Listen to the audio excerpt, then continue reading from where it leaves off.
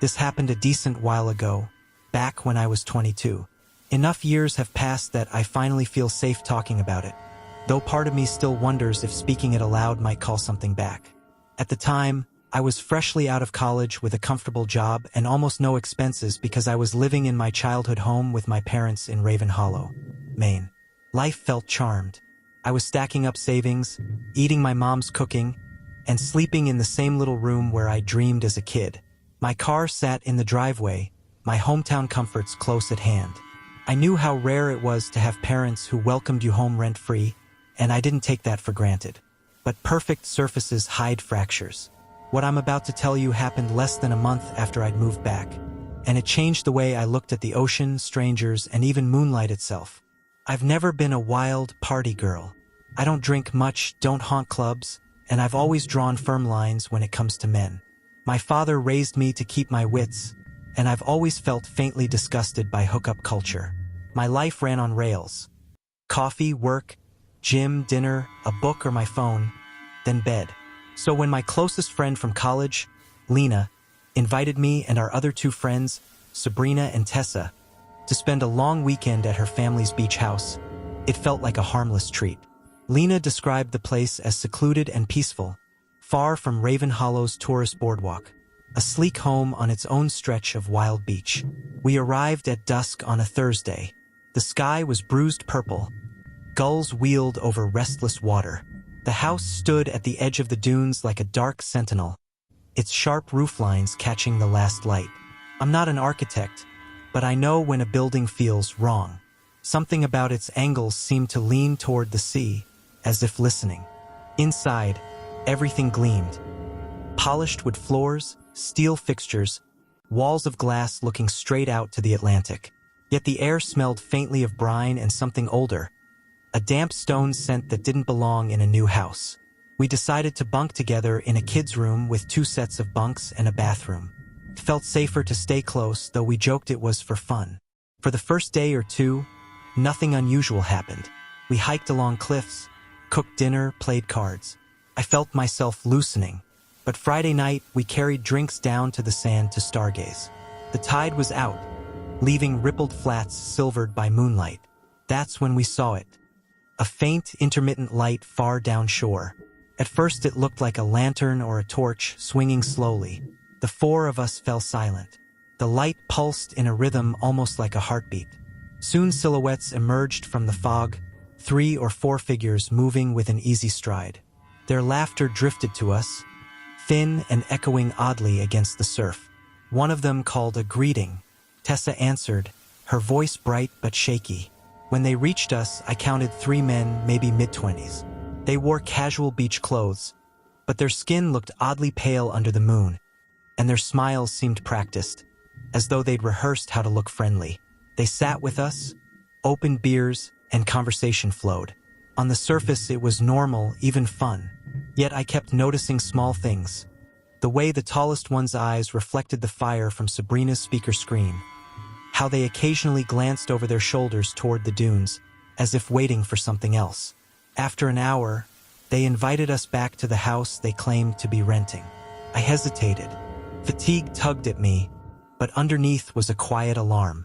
I excused myself, saying I wanted sleep, and told the others to enjoy themselves. Walking back alone, I felt the night press close. The dunes loomed like crouched animals. The ocean smelled metallic, almost bloody. I kept catching movement at the edge of my vision, too big for rabbits, too low for birds. By the time the house's lights appeared, my pulse was hammering. I locked the sliding door, drew the curtains, and climbed into my bunk. The surf lulled me, and eventually I slept. Somewhere after 3, my phone shrilled. Lena's face filled the screen, pale and streaked with tears. She screamed that Tessa and Sabrina had been taken, dragged into a black SUV. Her words were jagged, half-sobbed, but clear enough. She'd escaped, but the others hadn't. Adrenaline burned away my fog. I dressed with shaking hands, grabbed Lena's car keys, and sprinted outside. The moon had sunk, leaving the world drowned in mist. Lena stayed on the line, guiding me. Left down Shoreline Road, 10 houses. My headlights cut tunnels through fog. Then I saw taillights ahead, moving slow, almost floating. I called 911, whispering what I saw. The dispatcher told me to stay back. Minutes crawled until flashing lights bloomed through the haze. The SUV rolled to a stop, as if resigned. Officers swarmed. They dragged the men out at gunpoint. I watched, trembling, as one cop opened the trunk. Tessa and Sabrina lay bound, bruised, eyes wide with shock. And something else, as though they'd seen more than the men themselves. Later, investigators learned the rental wasn't theirs. The house was owned by an elderly couple vacationing abroad. Stranger still, the suspects carried no wallets, IDs, or phones. Nothing to tie them to anywhere. Fingerprints came back as unclassified. For months, newspapers called it an attempted abduction. But Lena once told me, voice low, that when she'd gone back for her purse, she'd glimpsed shapes moving behind the SUV. Shapes taller than men, cloaked in fog, sliding silently into the treeline as if disappointed their prey was being taken elsewhere. I wish she hadn't told me that. For years, I couldn't step onto a beach after sunset. Sometimes, even inland, I'd hear thin laughter on the wind, or see a single light flicker far off where no one should be. I'd close the blinds, telling myself it was only memory. But deep down, I knew the truth. Not everything wearing a human smile is human. Some things walk out of the tide at night, looking for company. And if I hadn't turned back early, I think I might have joined them.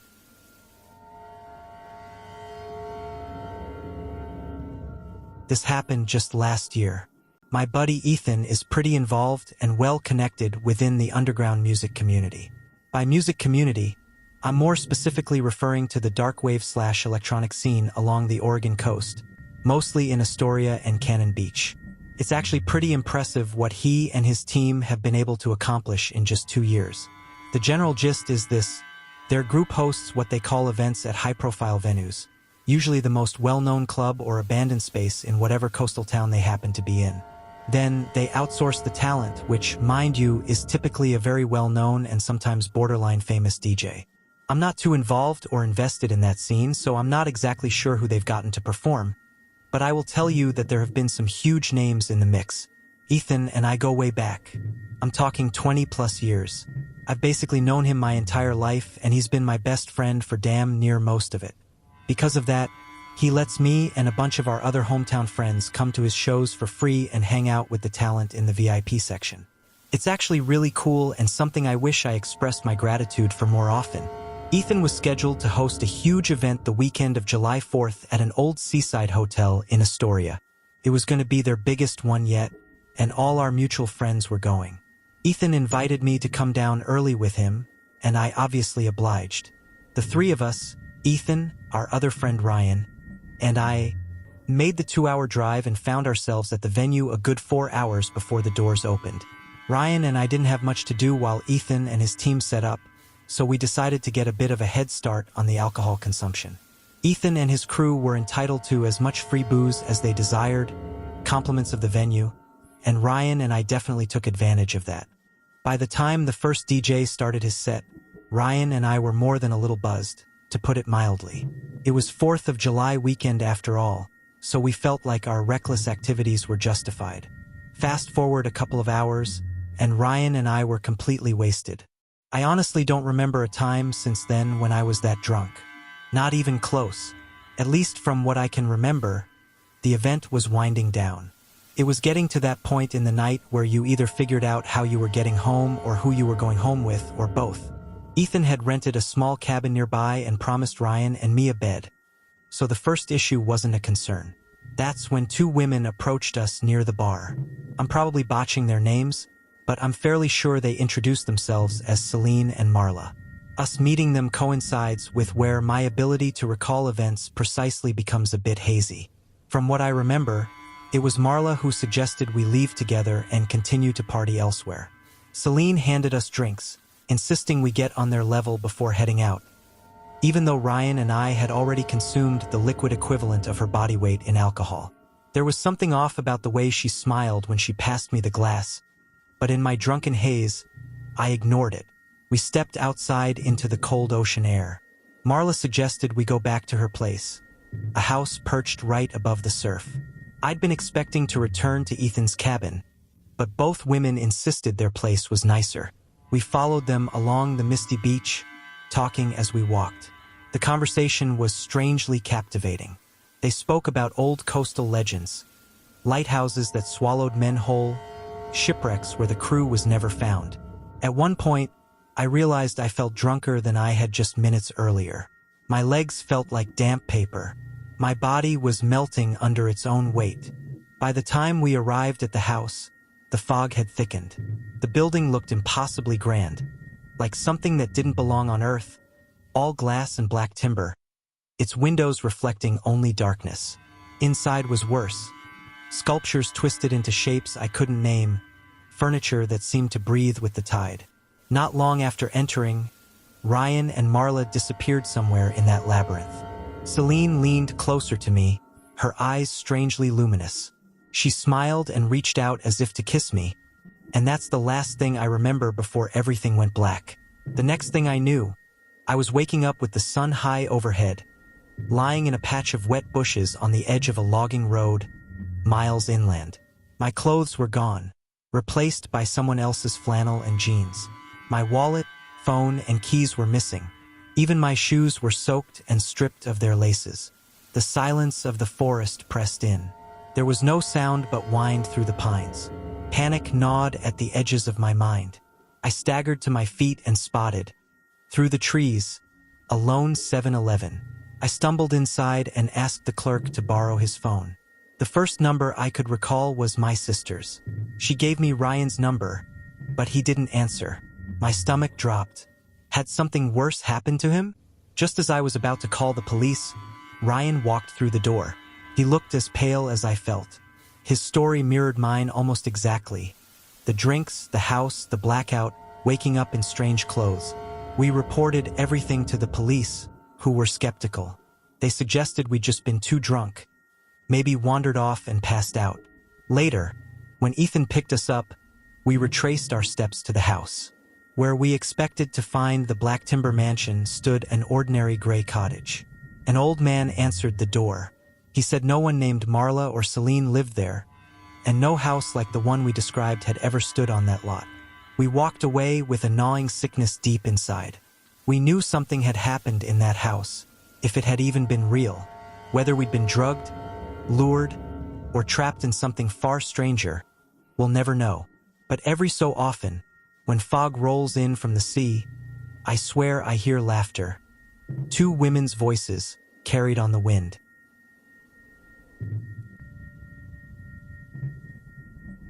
This happened a couple of years ago, right before school ended. It was the last day of 8th grade. It was exactly what you'd expect on the final day of middle school. Excitement and bittersweet goodbyes.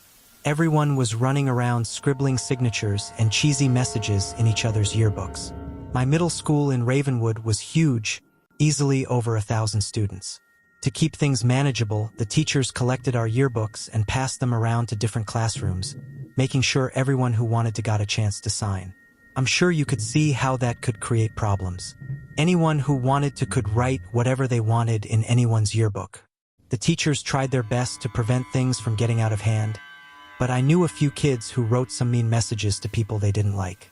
At the end of the day, when I got my yearbook back, I flipped through the pages eagerly, reading all the goofy notes from my friends.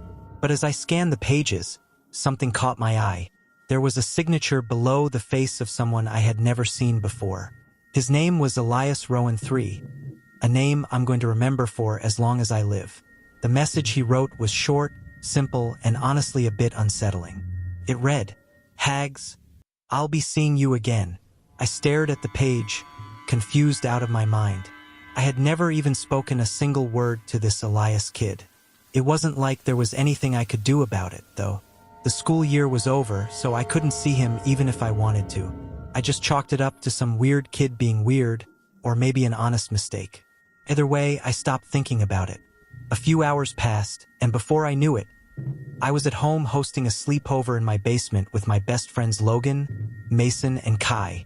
The four of us ate Doritos and played Call of Duty all night. My parents' bedroom was 3 floors above us, so we didn't have to worry much about keeping the noise down. We were messing around on my dad's rowing machine sometime just before 2 o'clock when we heard a sharp knock at the storm door. The sound instantly silenced us. Who the hell would knock on the storm door? It must have been someone who either didn't want to wake my parents up or knew we were down there. Or both. The person kept knocking in the same rhythmic pattern. I could tell Kai was about to say something, and I couldn't stop him in time. In a loud and assertive voice, he asked who was there. I wanted to knock him out. He had basically broadcast to whoever was out there that we were down there. My basement doesn't have any external windows, so it was unlikely they had known we were there. But now they did. After a long pause and no more knocking, a muffled voice answered back. It said, "Come around to the back door," in a high-pitched voice that sounded almost cheerful, like a friend trying to join the sleepover. It was definitely a teenager's voice. It didn't sound like someone pretending to raise their voice, either. I was pretty scared, I can't lie. My friends were seemingly unfazed, like they thought it was exciting that some random kid was outside my house. They insisted I at least check it out, and even though I didn't want to, they pressured me into it. We crept upstairs, careful not to make too much noise. I approached the back door slowly, trying to ignore the pounding in my chest. Through the narrow glass pane beside it, I saw a shadowy figure standing under the dim porch light. I got a little closer and his face came into view. My jaw nearly hit the floor when I realized who it was. It was him, that kid, Elias Rowan III, who had signed my yearbook. My friends went to open the door, God knows why, but I stopped them, saying I knew who it was. I explained what had happened, and that changed their mood a bit. Keep in mind, Elias was still standing outside while we were talking, and he could definitely see in at us. He must have noticed how freaked out I was, because he started motioning to the side of the house, like he wanted me to go over to the window. You might wonder why none of us were taking the situation more seriously. I honestly think it was because it wasn't like some older strange man was harassing us. It was a kid from our own school. Still, I wasn't opening the door for him. Instead, I went over to the kitchen window and cracked it open just a tiny bit. My friends followed me and stood a little off to the side. He walked over to the window, and I asked him what he wanted, telling him I recognized him from our yearbook. He said, "Oh, so you got my message," and introduced himself as Elias. Then he went on. He always watched me from afar. We could have been good friends. I agreed just so I wouldn't piss him off, but there was zero chance I would have been friends with this kid under any circumstances. I didn't want to press him right away, but I had to know, so I asked how he knew where I lived. He didn't respond. Before I could de-escalate, Mason called him a creepy stalker and told him to piss off. Elias's smile disappeared. He tilted his head like he didn't understand what Mason had said. Then, just as quickly, his expression twisted into something I can only describe as hatred. He went from passive, even oddly friendly, to aggressive and angry. He started screaming at me, how he hated my friends and thought we should all die, how my ex hated me, and random things he shouldn't have known. He reached toward the window and tried to force it open, but I jammed it shut and locked it. He started snarling at the glass and banging on it like an animal. He was 2 seconds away from shattering it. We must have caused quite the commotion, because my parents came rushing down the stairs, demanding to know why we'd woken them up. That's when Elias ran away. I told my parents what happened as quickly as I could, and my dad raced outside in his underwear. He came back a few minutes later saying he had no idea where the kid went. For some reason, my parents didn't call the police. They told us to go back to sleep and said they'd deal with the school in the morning, just to give the kid the benefit of the doubt. The next morning, they contacted the school. That's when we learned the disturbing truth. Elias had been expelled a few weeks before the year ended, and he shouldn't have been there on the last day. Apparently, the yearbooks were printed before his expulsion, which explained why his picture was still included. That meant he had snuck into the school just to write me that message, which freaked me out beyond belief. Despite working with the school to find out more, nobody could track Elias down. It was like he and his parents didn't exist. The whole thing was a big deal, but the school tried to keep it quiet. To this day, I still have no idea how he knew where I lived. That freaks me out the most. The running theory is that he was a troubled, unbalanced boy who took a strange liking to me and stalked me for who knows how long. My parents were worried for weeks. It's something we don't talk about anymore because it's just uncomfortable. But living in that same house has never felt the same ever since.